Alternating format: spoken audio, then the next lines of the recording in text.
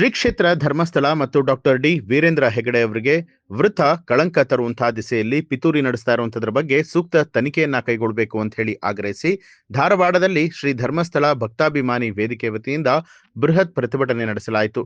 ನಗರದ ಕಡಪ ಮೈದಾನದಿಂದ ಪ್ರಮುಖ ಬೀದಿಗಳಲ್ಲಿ ರ್ಯಾಲಿ ನಡೆಸಿ ನಗರದ ಜಿಲ್ಲಾಧಿಕಾರಿ ಕಚೇರಿ ಎದುರಲ್ಲಿ ಪ್ರತಿಭಟನೆ ಸಭೆಯನ್ನ ನಡೆಸಲಾಯಿತು. ಈ ಕುರಿತು ಮಾತನಾಡಿದ ಪ್ರತಿಭಟನಾಕಾರರು, ಧರ್ಮಸ್ಥಳದ ಶ್ರೀ ಮಂಜುನಾಥ ಸ್ವಾಮಿಯನ್ನ ಅನಾದಿ ಕಾಲದಿಂದಲೂ ಕೂಡ ನಮ್ಮ ಪೂರ್ವಿಕರು ಭಕ್ತಿ ಶ್ರದ್ಧೆಯಿಂದ ಮನೆಗಳಲ್ಲಿ ಪೂಜಿಸಿಕೊಂಡು ಬಂದಿದ್ದಾರೆ. ನಾವು ಕೂಡ ಈ ಪರಂಪರೆಯನ್ನ ಮುಂದುವರಿಸಿಕೊಂಡು ಬಂದಿದ್ದೇವೆ. ಇಂತಹ ದೇವಾಲಯದ ಮೇಲೆ ಮತ್ತು ಅದರ ಪೀಠಾಧಿಕಾರಿಯ ಮೇಲೆ ಇತ್ತೀಚಿನ ದಿನಗಳಲ್ಲಿ ಕೆಲವರು ಅತ್ಯಂತ ಕನಿಷ್ಠ ಮಟ್ಟದ ಭಾಷೆಯನ್ನ ಬಳಸಿ ಸಾರ್ವಜನಿಕವಾಗಿ ಅಸಹ್ಯ ಹುಟ್ಟಿಸುವಂತಹ ರೀತಿಯಲ್ಲಿ ಮಾತನಾಡ್ತಾ ಇದ್ದಾರೆ. ಈಗಾಗಲೇ ಅನಾಮಿಕ ವ್ಯಕ್ತಿಯು ನೀಡಿದ ದೂರಿನ ಆಧಾರದಲ್ಲಿ ಸರ್ಕಾರವು ವಿಶೇಷ ತನಿಖಾ ತಂಡವನ್ನ ರಚಿಸಿದ್ದು ಎಲ್ಲ ಆಯಾಮದಲ್ಲಿ ತನಿಖೆಯನ್ನ ನಡೆಸ್ತಾ ಇರೋದನ್ನ ನಾವೆಲ್ಲರೂ ಕೂಡ ಗೌರವದಿಂದ ಸ್ವಾಗತ ಮಾಡ್ತೇವೆ. ಈ ಮೂಲಕ ನಡೆಯುತ್ತಿರುವಂತಹ ತನಿಖೆಯು ಅರ್ಥಪೂರ್ಣವಾಗಿ ಕೊನೆಗೊಳ್ಳಬೇಕಾಗಿದೆ. ಇದಕ್ಕಾಗಿ ನ್ಯಾಯಾಧೀಶರೊಬ್ಬರ ನೇತೃತ್ವದಲ್ಲಿ ಇನ್ನೊಂದು ತನಿಖಾ ತಂಡವನ್ನ ರಚಿಸಬೇಕು. ಸರ್ಕಾರ ನಮ್ಮ ಮನವಿಗೆ ಸ್ಪಂದಿಸದಿದ್ದರೆ ಮುಂದಿನ ದಿನದಲ್ಲಿ ಉಗ್ರ ಹೋರಾಟ ನಡೆಸಬೇಕಾಗುತ್ತೆ ಅಂತ ಹೇಳಿ ಸರ್ಕಾರಕ್ಕೆ ಎಚ್ಚರಿಕೆ ಕೊಟ್ಟಿದ್ದಾರೆ. ಈ ಸಂದರ್ಭದಲ್ಲಿ ಪಾಲಿಕೆ ಸದಸ್ಯರಾದ ರಾಜಣ್ಣ ಕೊರವಿ, ವಿಜಯಾನಂದ ಶೆಟ್ಟಿ, ಫಿರಾಜಿ ಖಂಡೇಕರ ಹೀಗೆ ಹಲವಾರು ಜನ ಪ್ರತಿಭಟನೆಯಲ್ಲಿ ಭಾಗಿಯಾಗಿದ್ರು. ಆ ಪಿತೂರಿಯ ಹಿಂದೆ ಯಾರೆಲ್ಲ ಇದ್ದಾರೆ ಅಂತ ಹೇಳಿ ಸರ್ಕಾರ ಕ್ರಮಗಳನ್ನು ಕೈಗೊಳ್ಳಬೇಕಂತ ಹೇಳಿ ನಮ್ಮ ಪಕ್ಷದ ಅಭಿಪ್ರಾಯವಾಗಿದೆ. ಹೋರಾಟಕ್ಕೆ ಸರ್ಕಾರ ಎಡೆ ಮಾಡಿಕೊಡಬಾರದು ಅಂತ ಹೇಳಿ ಸರ್ಕಾರದಲ್ಲಿ ಕೂಡ ಕೇಳ್ಕೊಳ್ತಾ ಇದ್ದೇವೆ. ಈ ಸಂದರ್ಭದಲ್ಲಿ ಎಲ್ಲ ಯೂಟ್ಯೂಬರ್ಸ್ ಕೂಡ ವಿಚಾರ ಮಾಡಬೇಕಂತ ಹೇಳಿ ಸರ್ಕಾರಕ್ಕೆ ಒತ್ತಾಯಿಸುತ್ತಿದ್ದೇವೆ. ನಿರಂತರವಾಗಿ ಸಾಕ್ಷಿ ಆಧಾರ, ಯಾವುದೇ ರೀತಿಯ ಸಾಕ್ಷಿ ಆಧಾರವನ್ನು ಇಟ್ಕೊಳ್ಳದೆ ಕ್ಷೇತ್ರದ ಮೇಲೆ ಪೂಜ್ಯ ಧರ್ಮಾಧಿಕಾರಿಗಳಲ್ಲಿ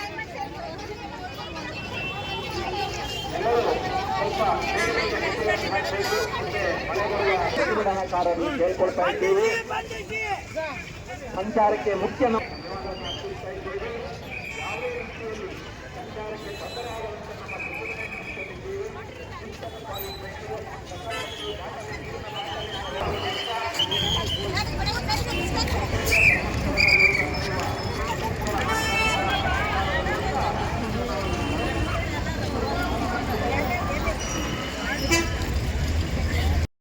ಭಕ್ತಿಯ ಎಲ್ಲ ಭಕ್ತರ ವೇದಿಕೆಯ ಮುಖಾಂತರ ಧರ್ಮಸ್ಥಳ ಕ್ಷೇತ್ರಕ್ಕೆ ಮತ್ತು ರೂವಾರಿಗಳಾದಂತಹ ಪೂಜ್ಯರಾದ ಕಾವಂದರಾದಂತಹ ಶ್ರೀ ವೀರೇಂದ್ರ ಹೆಗಡೆಜಿಯವರ ಅವರಿಗೆ ಏನಂದ್ರೆ ಮುಜುಗರ ತರುವಂತ ಅವಳ ಹೇಳಿದ ಕಾರ್ಯಗಳಿಗೆ ನಾವೆಲ್ಲ ಧಿಕ್ಕಾರವನ್ನ ಮತ್ತು ದಿಟ್ಟ ಹೋರಾಟವನ್ನ ನಡೆಸ್ತಾ ಇದ್ದೇವೆ.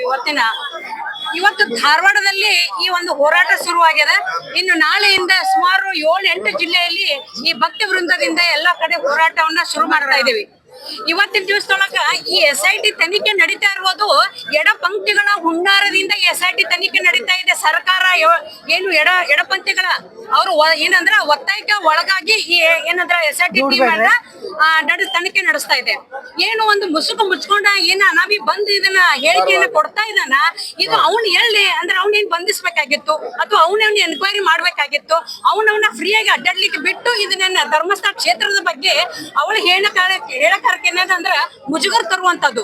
ಯಾಕಂದ್ರೆ ಧರ್ಮಸ್ಥಳ ಕ್ಷೇತ್ರ ಅಂದ್ರೆ ಜಾಗೃತ ಸ್ಥಳ ಅದು ಮತ್ತು ಏನಂದ್ರ ಶಕ್ತಿ ಕೇಂದ್ರವಾಗಿರುವಂತದ್ದು.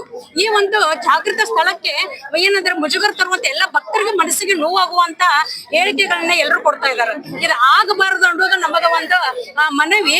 ಮತ್ತು ಇದೇ ರೀತಿ ಸರ್ಕಾರದವರು ಈ ಅನಾಮಿಕಗಳನ್ನ ಅವ್ರನ್ನ ಬೆನ್ನ ಹತ್ತಿ ನಮ್ಮ ಹಿಂದೂ ಧರ್ಮಗಳ ಕ್ಷೇತ್ರಗಳಿಗೆ ಇದು ಮುಜುಗರ ತರುವಂತದ್ದು ಮಾಡಿದ್ರೆ ನಾಳೆ ನಮ್ ಇಲ್ಲೇ ಏನಂದ್ರೆ ನುಗ್ಗಿಕೆರೆ ದೇವಸ್ಥಾನಗಳನ್ನು ಬಿಡುದಿಲ್ಲ ಇವತ್ತಿನ ದೇವಸ್ಥಾನಗ. ಯಾಕಂದ್ರೆ ಈಗ ತಿರುಪತಿ ಆಯ್ತು, ಆಮೇಲೆ ನಾಳೆ ಶಿರಡಿ ಅದ, ಆಮೇಲೆ ಮಂತ್ರಾಲಯ ಅದ. ಹಿಂಗ ನಮ್ ಹಿಂದೂ ಧರ್ಮಗಳಿಗೆ ಬೆನ್ನ ಹತ್ತಿದ್ರೆ ನಾವು ಹಿಂದೂ ಧರ್ಮಗಳನ್ನ ಗುಡಿಗಳು ಎಲ್ಲಿ ಇದ್ದು ಅಂತ ಹುಡುಕುವಂತ ಪರಿಸ್ಥಿತಿ ಬರ್ತದೆ ಏನೋ ಅಂತ. ಈ ಚರ್ಚೆ SIT ಟೀಮ್ಗಳನ್ನ ಏನಂದ್ರೆ ತಪ್ಪು ದಾರಿ ಹಿಡಿದು ಹೋಗ್ತಾ ಇದೆ. ಅದಕ್ಕೆ ನಾವು SIT ಟೀಮ್ಗಳಿಗೆ ತನಿಖೆಗಳೇ ಸ್ವಾಗತ ಮಾಡ್ತೀವಿ. ಯಾರು ತಪ್ಪಿಸಿದ್ರು ಶಿಕ್ಷೆ ಆಗ್ಲಿ.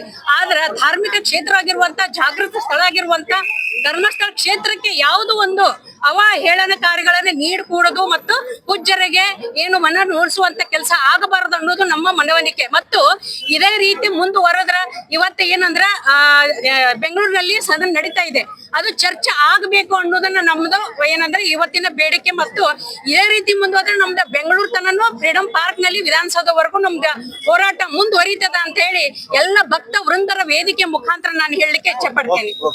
ಪೂಜ್ಯ ಕಾವಂದರು ಧರ್ಮಸ್ಥಳದ ಧರ್ಮಾಧಿಕಾರಿಗಳು ಕಳೆದ 57 ವರ್ಷಗಳಿಂದ ಧರ್ಮದ ರಕ್ಷಣೆಯನ್ನು ಮಾಡೋದಷ್ಟೇ ಅಲ್ಲ, ಬಡವರ ದೀನ ದಲಿತರ ಕಣ್ಣೀರನ್ನು ಒರೆಸುವಂಥ ಕೆಲಸ ಮಾಡ್ತಾ ಇರುವಂಥ ಪರಮ ಪೂಜ್ಯರ ಬಗ್ಗೆ ಅವಹೇಳನಕಾರಿ ಹೇಳಿಕೆಗಳು ಕಳೆದ 4-5 ವರ್ಷಗಳಿಂದ ಬಹಳ ಜೋರಾಗಿ ಅವರು ಮಾಡ್ತಾ ಇದ್ದಾರೆ.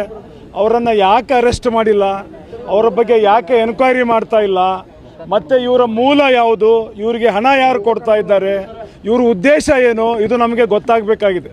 ಇವತ್ತು ಧರ್ಮಸ್ಥಳ ಅಂದರೆ ಧರ್ಮಕ್ಷೇತ್ರ, ಅದು ಲಕ್ಷಾನು ಕೋಟಿ ಗಂಟಲೆ ಭಕ್ತರು ಹೊಂದಿರುವಂಥ ಈ ಒಂದು ದೇವಸ್ಥಾನದಲ್ಲಿ ಈ ರೀತಿ ಘಟನೆ ಆಗಿ ಪೂಜ್ಯರ ಮನಸ್ಸಿಗೆ ಘಾಸಿ ಆಗೋ ರೀತಿಯಲ್ಲಿ ಇವತ್ತು ಸೋಷಿಯಲ್ ಮೀಡಿಯಲ್ಲಿ ಬರ್ತಾ ಇರೋದು ನಾವು ಖಂಡಿಸ್ತೇವೆ.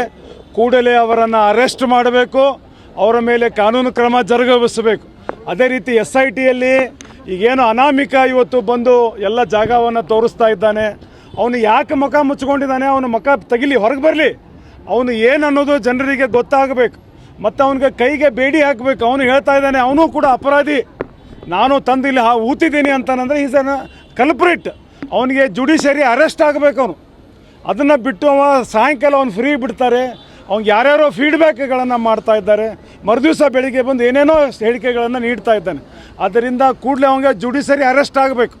ಅದೇ ರೀತಿ ಪೂಜ್ಯರ ಬಗ್ಗೆ ಯಾರು ತಪ್ಪು ಸಂದೇಶವನ್ನು ನೀಡ್ತಾ ಇದ್ದಾರೆ, ಜನರಲ್ಲಿ ಇವತ್ತು ವಿದ್ರಿಕ್ತನೆಯನ್ನು ಇವತ್ತು ಉಂಟು ಮಾಡ್ತಾ ಇದ್ದಾರೆ, ಅವರನ್ನು ಕೂಡ ಅರೆಸ್ಟ್ ಮಾಡಬೇಕು ಅಂತ ತಮ್ಮ ಮೂಲಕ ನಾನು ಹೇಳೋದಕ್ಕೆ ಬಯಸ್ತೇನೆ. ನ್ಯೂಸ್ ಅಲರ್ಟ್, ನಿಮ್ಮಿಂದ ನಿಮಗಾಗಿ.